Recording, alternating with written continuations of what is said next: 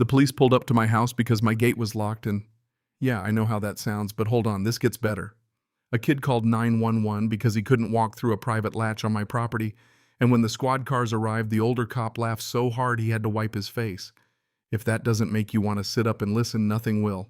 My name's James Carter, and for most of the time I've been alive, I've believed in simple things. A cold beer on the porch after mowing a hammock where you can forget the day, and a backyard that's yours, literally yours. We moved to Cedar Creek Heights because it smelled like trees and civility, because the cul-de-sac felt like a safe last chapter instead of a beginning of trouble. Lisa and I had kids who still came home for dinner, sometimes a pool that echo-laughed in summer, and a creek behind the yard that was equal parts romance and hazard. I put a little 4-foot gate in the side yard so the kids wouldn't wander off into that creek.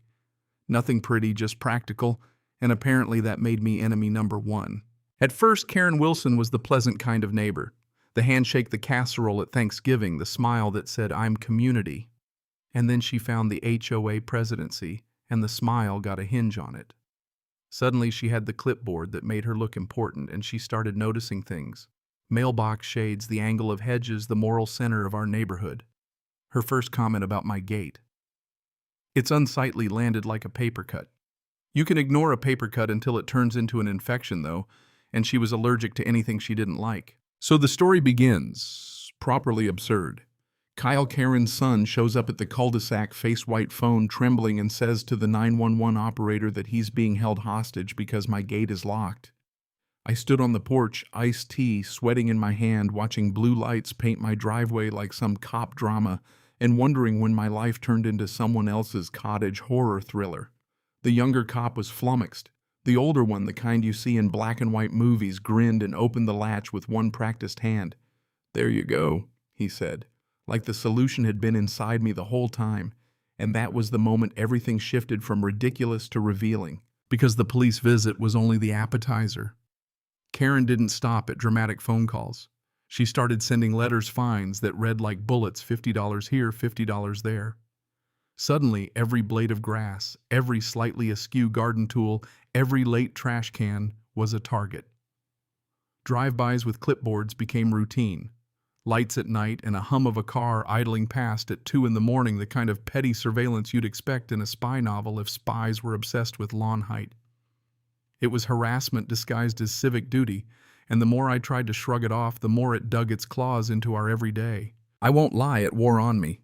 You start counting the letters like tally marks, fine, complaint, notice, repeat. It becomes its own form of weather. You measure days in envelopes. I stopped hearing the kids laughing in the yard without first checking the hedges for watchful eyes. Lisa's face tightened when the mailbox inspector rolled past. The little freedoms that make a home felt negotiated at someone else's table. At night, the yard felt smaller, like someone had slowly pushed the fence lines inward with invisible hands. That's Act 1. The problem gets introduced, the villain sharpens her talons, and the stakes, my ability to live in my house, becomes suddenly huge. The hook had already hooked, but the truth of it was heavier than the laughable police scene. This was about control, not aesthetics. Act 2 is the counterpunch, and it starts in a kitchen with a stack of papers and an internet search that turns from therapy to action. I began documenting everything: photos, dates, letters, the exact time the clipboard-toting neighbor made her rounds. I recorded videos of the gate, took pictures of the lawn right after I mowed, and kept a folder that lived in my kitchen like a legal talisman. And then I called Gary Miller, a lawyer I found after paging through forums and muttering under my breath. He was calm, precise, not interested in theatrics. "They have rules," he said, "but they have to follow them. Fines aren't magic." That sentence felt like a flashlight in a cellar. Gary's clarity came with a plan: document dispute, and if necessary, litigate. He pointed out that the bylaws were a map, not a club for personal vendettas. The more I read, the more the pattern showed through. Karen's complaints were selective, her enforcement personal. That realization was the punch in the ribs I needed. It's one thing to be annoyed, it's another to see how power hides behind procedure. We compiled everything into neat stacks, and the folder felt less like evidence and more like a story I was ready to tell in public. The HOA board meeting was the arena. Picture it: folding chairs, a long table, the drone hum of fluorescent lights over a room full of people who'd been pretending not to notice. Karen sat smug at the head of the table, the queen in her cheap crown. When I spoke, it wasn't a scream so much as a careful removal of scales. The facts were plain and heavy, the fines, the letters, the call logs, the police reports. I told them what the gate was for, why I had put it there, and how the enforcement had become harassment in search of a violation. And then the twist, the moment a story flips like a coin. It wasn't fireworks or a reveal of a secret lover. The twist was subtler, and I think better neighbors started to nod. People who'd been quietly suffering under petty rules saw what this could mean for them. Mr. Turner, the older board member who'd been quiet all night, cleared his throat and said what half the room had been thinking: selective enforcement is wrong. The board, one by one, had to look at their bylaws and their consciences. Power, when abused, tends to reveal who is actually holding it. Karen bristled. She tried a few last gasps of grandeur. "I'm protecting the neighborhood," she cried, but it sounded small and exhausted in that fluorescent light. When the board voted, the fines were dropped. The official letter that came days later read, like a small surrender. The violations were not valid, the fines rescinded, the complaints ended. It wasn't a theatrical unseating. There were no banners or pardons.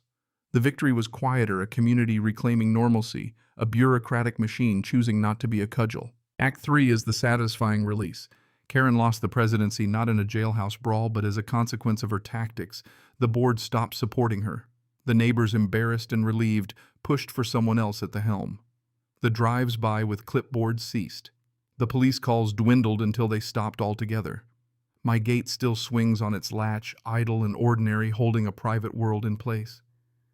Lisa and I sat in the hammock the first night after the final letter and didn't speak for a long time. The quiet was clean, the kind that tells you something heavy has been lifted. There's a moral here, but it's not a sermon, it's a bruise you feel and then learn from. Power gets intoxicating when it's small and unobserved. A clipboard and a smile can hide a chokehold. But there's also something else. People often tolerate small tyrannies because they're inconvenient to fight. Standing up is messy and expensive and exhausting, but letting someone steal your everyday sense of safety, that's the real cost. If I'd shrugged and removed the gate, maybe the letters would have stopped. But what else would have been next? Mailbox color, porch light, brightness. Little by little, your life gets resized to someone else's preferences. In the end, the lesson didn't arrive like a manifesto. It came while I was sitting on my porch watching the sun hit the creek and thinking, not triumphantly but plainly, you defend the small things because they're the sum of your life. If you don't, they disappear. Protecting a 4-foot gate felt ridiculous on paper, but protecting the right to make small choices for your family felt huge in reality. That's the thing I didn't expect to learn. Fairness is not abstract. It's the permission to live on your own terms with your neighbors as neighbors, not wardens. And yes, there's a sweet side to justice here, the kind that leaves a little grin in your chest. Karen's reign ended not with an epic courtroom battle, but with a steady refusal to let petty power stand unchallenged. The board's quiet withdrawal, the neighbors' relief, the police officers who stopped being pawns, these were the small cumulative confirmations that karma sometimes is just accountability catching up quietly. So here's the part I want you to sit with. When does standing up become stubbornness? And when does backing down become surrender? I won, but it cost time and worry. Was it worth it? I'll tell you this tonight, when the kids run through the yard and the neighbor's dog chases a frisbee across the cul-de-sac, there's a different sound in the air. It's not the hush of fear or the hiss of surveillance. It's the ordinary music of people living flawed and loud and free. If you've ever been bullied by a rule, a person, or a system, whether it was an HOA, a boss, or a neighbor with a clipboard, I want to hear it. Was your fight worth it?